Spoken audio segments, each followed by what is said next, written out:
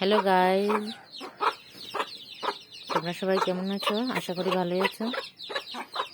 এই দেখো আমাদের ঘরে মুরগ।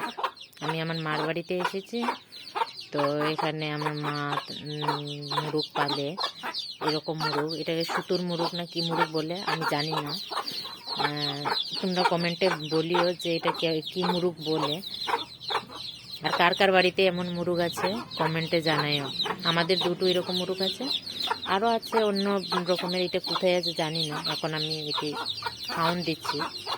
অনেকটি বাচ্চা আছে ওদের, এখানে একটা আছে, আর বাকি এখানে দুটো, আর বাকিটা উপরে নামতে পারছে না ওরা। আয় দেখাচ্ছি দাঁড়া, এই দেখো।